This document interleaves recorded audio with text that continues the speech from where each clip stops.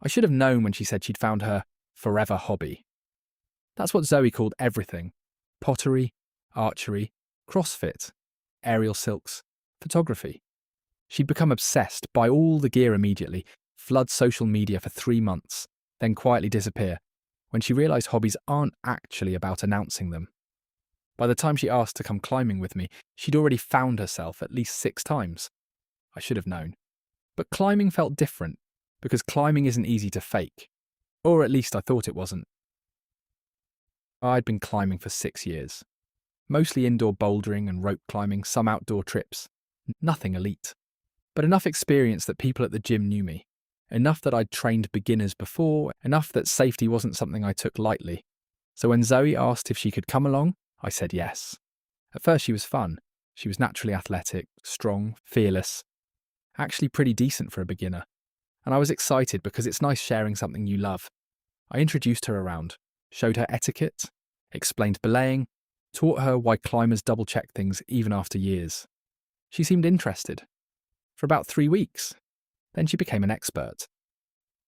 It happened fast. She bought expensive shoes, started correcting other beginners, started talking about climbing philosophy. She posted videos captioned things like, "Finally found my people."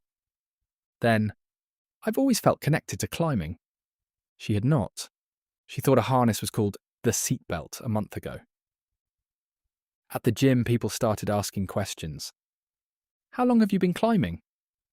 Her answer changed depending on who asked. A while. Years on and off. Not seriously until recently. That one made me blink. Years? She'd started 8 weeks ago.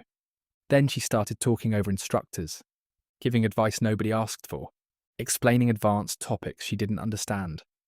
One evening she spent 10 minutes explaining rope dynamics to a guy who'd been climbing outdoors since before she'd left high school.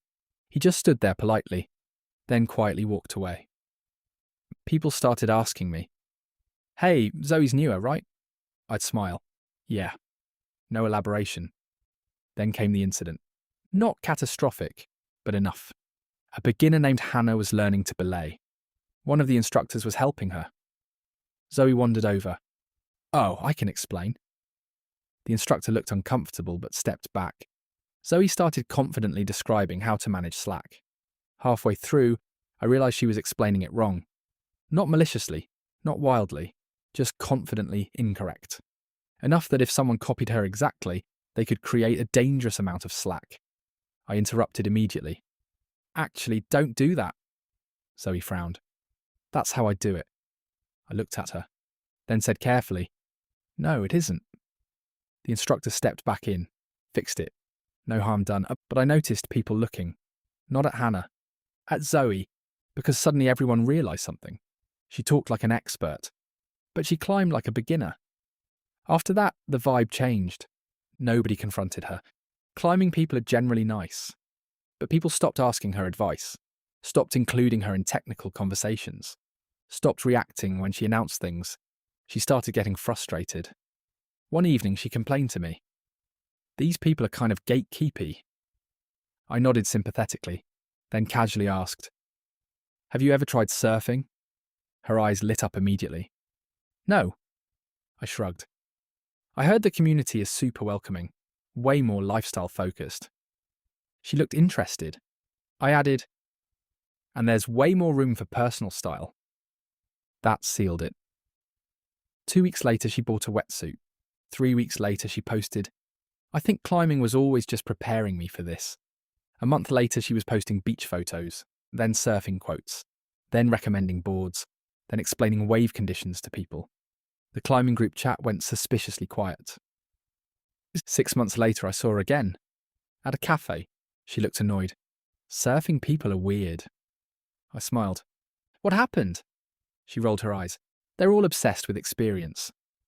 I nearly laughed. Apparently she'd started giving advice too early again. Apparently people had not loved that. She stirred her coffee. "I don't understand why people care so much how long you've done something." I thought about it, then said, "Because eventually you have to know things." She looked at me. I smiled. "Otherwise it's just dress up." She didn't talk to me much after that. Last I heard, she's really into ceramics now. Hopefully low stakes. Hard to cause a safety incident with a bowl.